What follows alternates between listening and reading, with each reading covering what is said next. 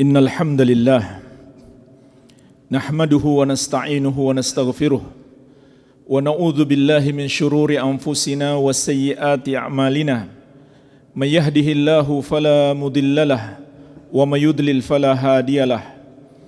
Asyhadu an la ilaha illallah wahdahu la syarikalah wa asyhadu anna Muhammadan abduhu wa rasuluh sallallahu alaihi wa ala alihi wa sahabatihi ajma'in wa man tabi'ahum bi ihsanin ila yaumiddin, amma ba'd.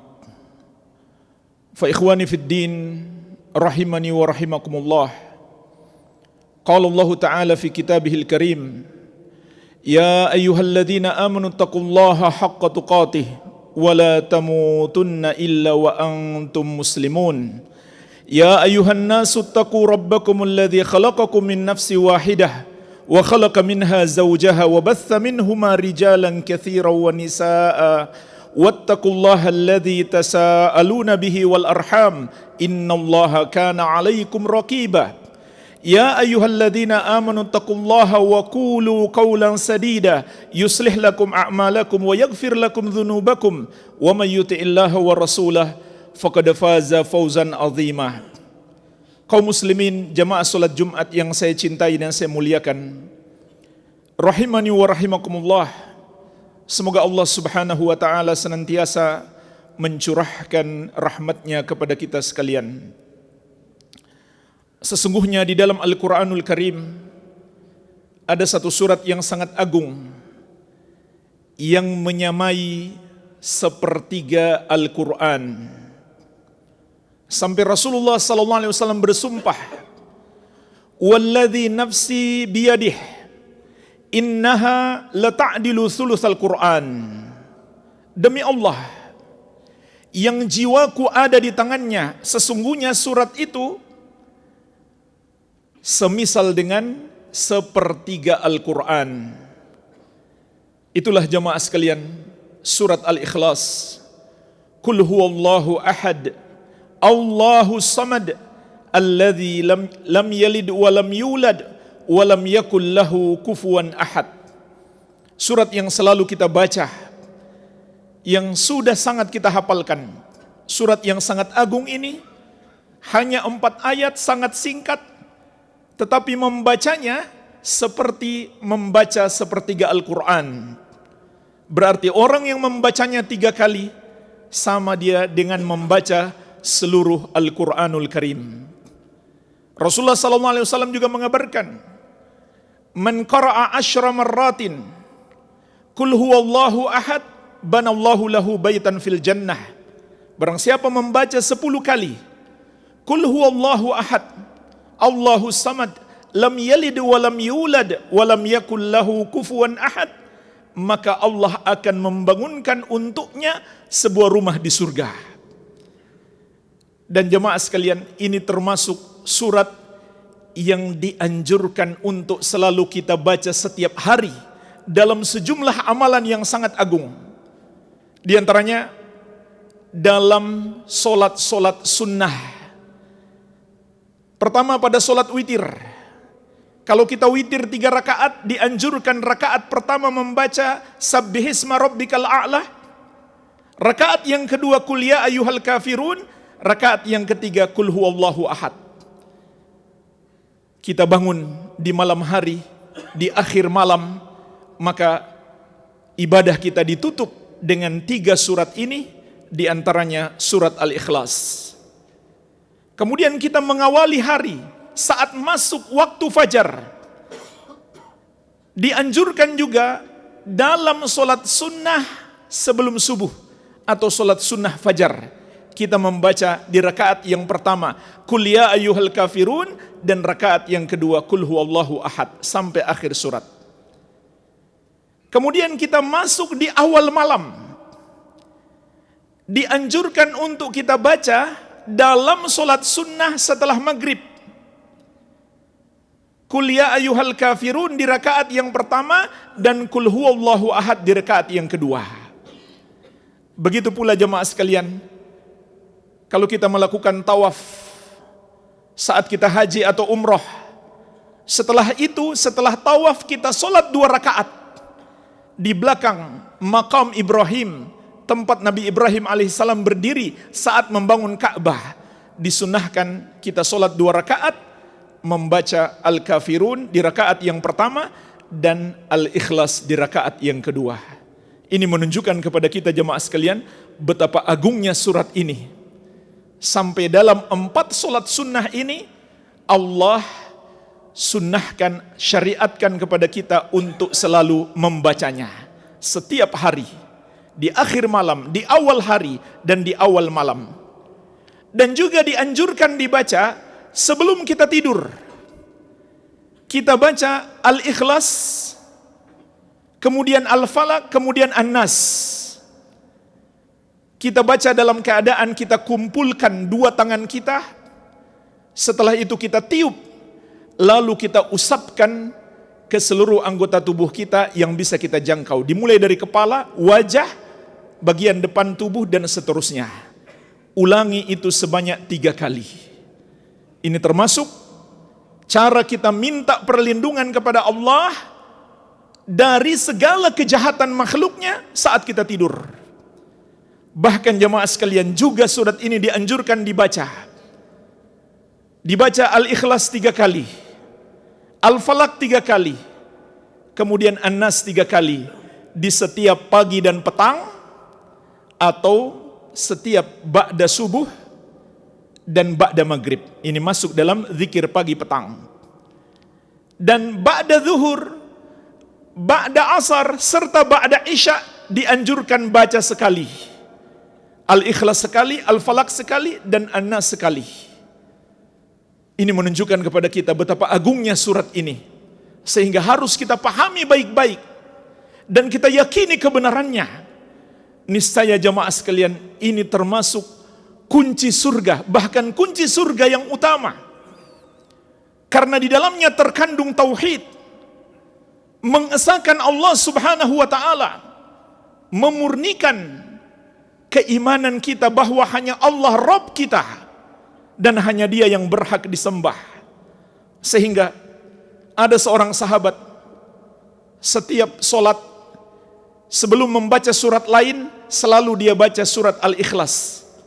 Hal itu dilaporkan kepada Rasulullah SAW. Maka Nabi SAW memerintahkan untuk bertanya kepadanya, mengapa dia selalu melakukan itu? Maka dia pun menjawab, li'annaha sifatur rahman wa ana uhibbu an aqra'a biha. Karena surat Al-Ikhlas itu di dalamnya terkandung sifat-sifat Allah yang Maha Penyayang, sehingga aku mencintai surat ini. Aku pun cinta untuk selalu membacanya.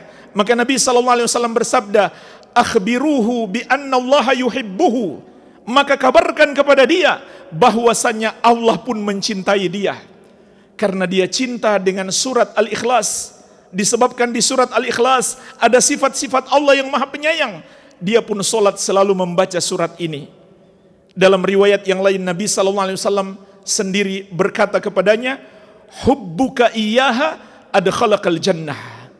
Kecintaanmu kepada surat Al-Ikhlas akan memasukkanmu ke dalam surga. Adapun jemaah sekalian sebab diturunkannya ayat ini, Ubay bin Ka'ab radhiyallahu anhu menceritakan karena orang-orang musyrik bertanya kepada Nabi SAW, unsub rabbak, jelaskan nasab Rabbmu. Maka Allah turunkan ayat ini, surat ini secara keseluruhan untuk menjawab mereka. Ibnu Abbas radhiyallahu anhu juga menambahkan, ada orang-orang Yahudi juga mendatangi Nabi SAW dan mengatakan, siflana rabbak, sifatkan untuk kami siapa Rabbmu. Maka Allah turunkan ayat ini untuk mengenalkan siapa dia. Ikrimah, imam besar ahli tafsir dari generasi tabi'in, murid senior Ibnu Abbas radhiyallahu anhu, beliau mengabarkan ketika orang-orang Yahudi mengatakan kami menyembah Uzair anak Allah, dan orang-orang Nasrani mengatakan kami menyembah Isa yang mereka sebut Yesus putra Allah, anak Allah, dan orang-orang Majusi mengatakan kami menyembah matahari dan bulan, dan kaum musyrikin Arab mengatakan kami menyembah berhala-berhala. Maka Allah turunkan ayat ini untuk menjelaskan kepada mereka semuanya bahwa hanya Allah yang berhak disembah, dan bahwasanya Allah tidak memiliki anak. Inilah jamaah sekalian di antara riwayat-riwayat yang menjelaskan kepada kita tentang sebab diturunkannya ayat ini. Maka Allah tegaskan, Qul huwallahu ahad. Katakanlah wahai Muhammad, sampaikan kepada mereka, Allah itu Al-Ahad yang Maha Esa. Artinya, Dia pemilik kesempurnaan, sehingga tidak ada satu makhluk pun yang serupa dengannya. Dia Maha Esa, hanya Dia saja yang memiliki sifat-sifat yang paling tinggi, nama-nama yang maha indah. Tidak ada satu makhluk pun yang serupa dengannya, hanya Dia yang maha besar, maha kuasa, maha tinggi, maha kaya, maha cukup. Maka jamaah sekalian, kalau begitu, hanya Dia yang berhak kita sembah. Itulah arti Al-Ahad. Sungguh aneh kalau ada seorang muslim yang membaca ayat ini, tapi dia membenarkan penuhanan kepada selain Allah, atau bahkan dia mempersembahkan ibadahnya kepada selain Allah. Maka ayat yang mulia ini menyalahkan semua perbuatan manusia yang menganggap ada Tuhan selain Allah, ada pencipta, penguasa, pengatur seluruh makhluknya selain Allah, atau ada yang berhak disembah selain Allah. Kemudian Allah tegaskan, Allahu Samad. Allah adalah As-Samad. Artinya jemaah sekalian, yang seluruh makhluk butuh kepadanya. Karena Dia yang maha sempurna, Dia maha kaya, maha cukup. Dia tidak sedikit pun membutuhkan makhluknya, dan makhluk seluruhnya yang butuh kepadanya. Itulah arti As-Samad. Sehingga kalau kita betul-betul beriman bahwasanya Allah adalah Al-Ahad dan As-Samad, maka kita hanya akan menyembah kepadanya. Maka hanya Dia yang kita yakini sebagai Tuhan kita. Hanya kepada Dia kita persembahkan seluruh amal ibadah kita. Begitu pula kita meyakini hanya Dia yang maha mampu memberikan pertolongan kepada kita. Hanya Dia yang mencurahkan segala nikmat untuk kita. Hanya Dia yang memberi manfaat ataupun yang menimpakan mudarat, sehingga kita pun bergantung hanya kepadanya dalam semua urusan kita. Maka kita bergantung hanya kepadanya. Tidak ada selainnya yang kita pasrahkan urusan kita. Tidak boleh kita bergantung kepada selainnya. Sebagaimana juga Allah mengingatkan kita, wa 'alallahi fatawakkalu in kuntum mu'minin. Dan hendaklah hanya kepada Allah kalian bertawakal, kalian gantungkan semua urusan kalian, kalau kalian benar-benar beriman. Dan Allah pun berjanji, wa may yatawakkal 'alallahi fahuwa hasbuh. Barang siapa bertawakal, bergantung hati hanya kepada Allah, cukuplah Allah sebagai penolongnya. Artinya pasti Allah akan selalu menolongnya. Itulah sebabnya jemaah sekalian, kita pun menyatakan, iyyaka na'budu wa iyyaka nasta'in. Hanya kepadamu kami beribadah, dan hanya kepadamu kami mohon pertolongan. Hanya kepadamu kami beribadah, karena Allah adalah Al-Ahad yang Maha Esa. Hanya Dia satu-satunya yang berhak untuk disembah. Dan itulah arti la ilaha illallah. La ma'budah haqqun illallah. Tidak ada yang berhak disembah kecuali Allah. Allah adalah As-Samad, yang seluruh makhluk butuh kepadanya, sehingga kita menyatakan wa iyyaka nasta'in, dan hanya kepadamu kami mohon pertolongan.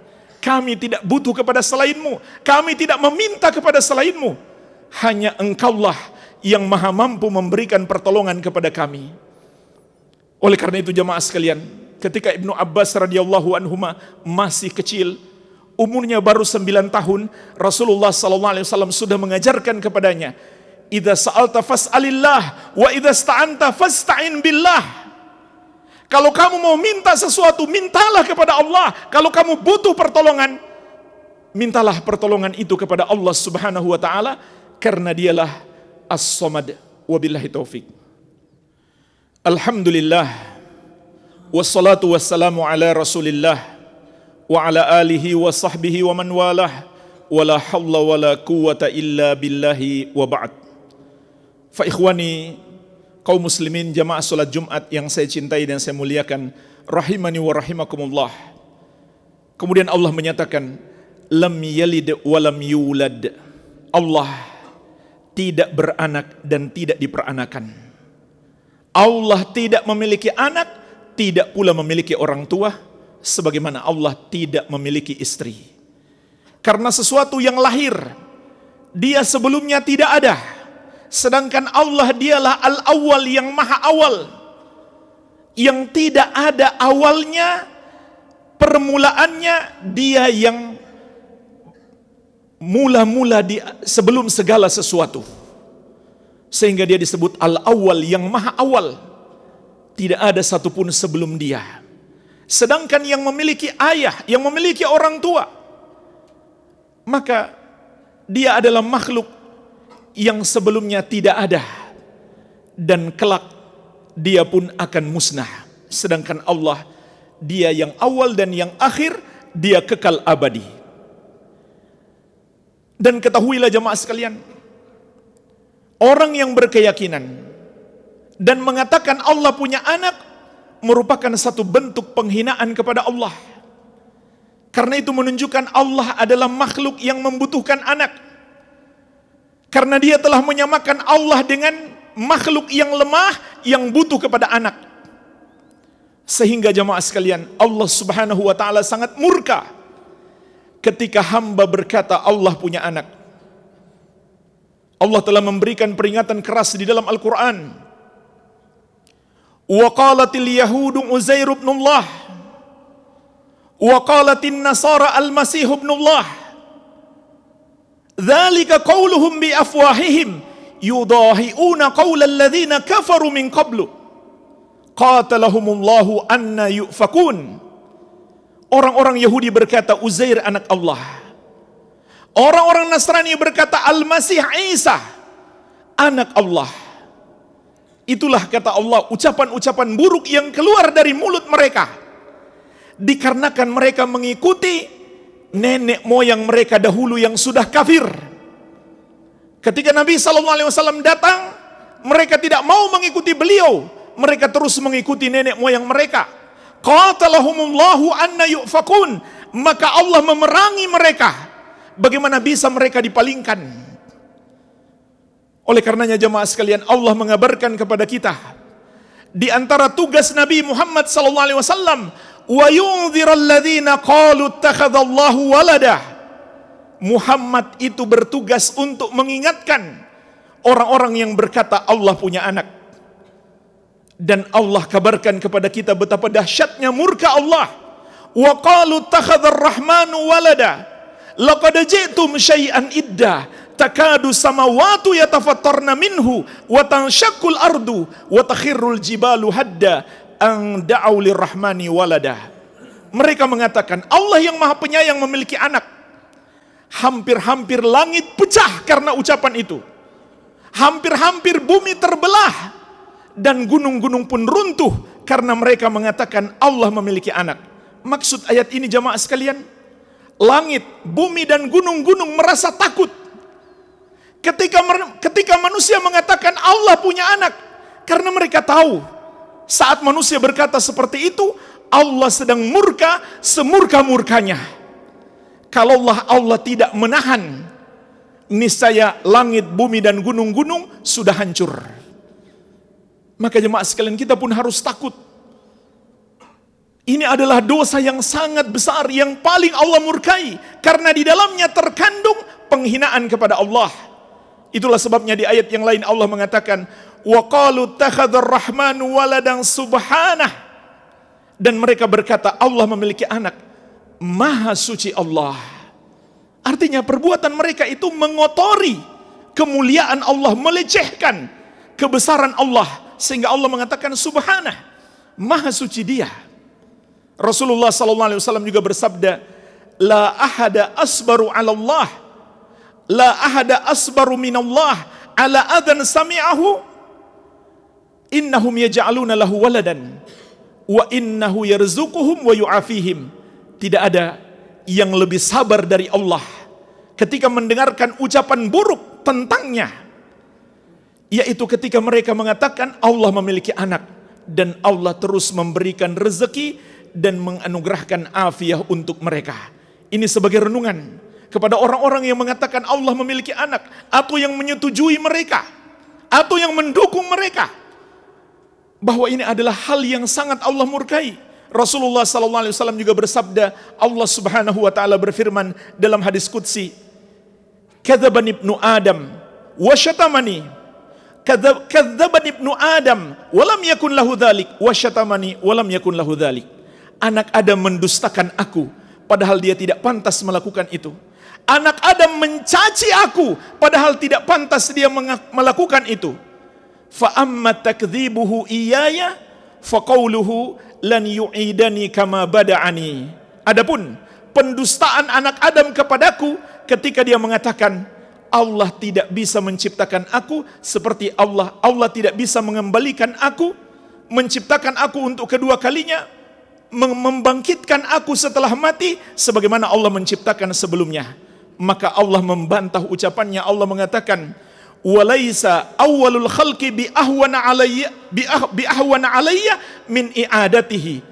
Padahal kata Allah, tidaklah menciptakan yang pertama lebih sulit bagiku daripada mengulang kembali. Artinya, apabila Allah Maha mampu menciptakan kita sebelumnya, setelah kita merupakan sesuatu yang tidak ada sama sekali, maka menciptakan kita kembali, membangkitkan kita kembali itu lebih mudah. Wa amma syatmuhu iyaya faqauluhu ittakhadallahu walada. Adapun caci maki anak Adam kepadaku adalah dia mengatakan Allah memiliki anak. Perhatikanlah jemaah sekalian, ini sebuah cacian kepada Allah, ini sebuah penghinaan kepada Allah, karena di dalamnya terkandung perendahan dan penyamaan antara Allah dengan makhluk yang memiliki anak. Maka Allah tegaskan dalam hadis qudsi, wa anal ahadus samadul ladzi lam yalid wa lam yulad wa lam yakul lahu kufuwan ahad. Padahal akulah yang maha esa, akulah as-samad yang seluruh makhluk butuh kepadaku, akulah yang tidak beranak dan tidak diperanakan, dan tidak ada satupun yang serupa dengan Allah Subhanahu wa ta'ala. Maka jemaah sekalian, Allah pun menutup ayat ini, surat ini dengan walam yakun lahu kufuwan ahad. Tidak ada satupun yang serupa dengan Allah. Karena Allah maha sempurna, pemilik kesempurnaan, yang sedikit pun tidak membutuhkan makhluknya, dan seluruh makhluk butuh kepadanya. Sehingga tidak ada satu makhluk pun, tidak ada apapun, tidak ada siapapun yang serupa dengan Allah. Sebagaimana juga firman-Nya, laisa kamitslihi syai'un wa huwas samiul basir. Tidak ada yang serupa dengan Allah, dan Allah maha mendengar lagi maha melihat. Oleh karena itu jemaah sekalian, inilah Allah Subhanahu wa ta'ala Rabb kita yang maha kuasa, yang maha perkasa, yang maha tinggi lagi maha besar, yang menciptakan segala sesuatu, yang menguasai dan mengatur segala sesuatu. Maka hanya Dia yang berhak disembah. Hendaklah kita pertahankan keimanan kita kepada Allah sampai akhir hayat kita. Jangan sampai jemaah sekalian, kita sudah pelajari surat ini dari kecil, salah satu surat yang paling kita hafal, lalu setelah besar kita tidak lagi mengimani surat ini. Kita disuruh membenarkan orang yang merayakan hari lahir seseorang yang mereka yakini sebagai anak Allah. Maka secara tidak langsung berarti kita mengakui Allah punya anak. Seharusnya kita marah, kita benci terhadap perbuatan tersebut. Namun bukan berarti kita disuruh menzolimi mereka, tidak. Tapi kita harus yakin itu adalah perbuatan yang sangat mungkar, yang Allah Subhanahu wa ta'ala sangat murka. Tidak sepantasnya seorang muslim bergabung dalam acara tersebut, atau menyetujui dengan hatinya, atau mengucapkan selamat, atau menunjukkan keridhaan dan dukungan terhadapnya. Seharusnya kita marah dengan perbuatan tersebut, karena Allah marah, kecuali kita menginginkan murka Allah kepada kita kalau kita menyetujui amalan-amalan atau perbuatan-perbuatan yang membuat Allah murka. Toleransi itu jemaah sekalian adalah kita tidak zalim kepada orang-orang yang kafir kepada Allah, walaupun mereka berbeda dengan kita. Tapi Allah melarang kita berbuat zalim. Tapi membenarkan mereka, menyetujui mereka, menyebabkan Islam kita batal, iman kita hilang. Allah Subhanahu wa ta'ala telah mengingatkan, wa qad nazzala 'alaikum fil kitabi an idza sami'tum ayati llahi yukfaru biha wa yustahza'u biha fala taq'udu ma'ahum hatta yakhudu fi haditsin ghairihi innakum idza mithluhum. Sungguh Allah telah menurunkan di dalam Alkitab, apabila ayat-ayat Allah diingkari dan diperolok-olok, maka janganlah kamu duduk-duduk bersama orang-orang yang melakukan dosa-dosa kekafiran itu sampai mereka memasuki pembicaraan yang lain. Kalau kamu bersama mereka, kamu kalau begitu kata Allah sama dengan mereka. Jadi jemaah sekalian, ingatlah, menyetujui, apalagi sampai mendukung, meridhoi kemudian mendukung dan mengucapkan kata-kata dukungan kepada mereka, maka apabila itu perbuatan kesyirikan dan kekufuran, kita pun dihukumi oleh Allah telah melakukan perbuatan kesyirikan dan kekufuran itu. Semoga Allah Subhanahu wa taala melindungi kita dari segala macam bentuk kesesatan yang akan menjerumuskan kita ke dalam api neraka, dan semoga Allah selalu memberikan kepada kita istiqamah sampai kita berpisah dengan kehidupan dunia ini. Allahumma salli ala Muhammad wa ala ali Muhammad kama sallaita ala Ibrahim wa ala ali Ibrahim innaka Hamidum Majid. Allahumma ighfir lil muslimina wal muslimat wal mu'minina wal mu'minat al ahya'i minhum wal amwat innaka sami'un qaribun mujibu da'awat. Rabbana atina fid dunya hasanah wa fil akhirati hasanah wa qina adzabannar. Wa sallallahu ala nabiyyina Muhammadin wa alihi wa sallam wa akhiru da'wana anil hamdulillahi rabbil alamin. Allahu akbar, Allahu akbar. Asyhadu an la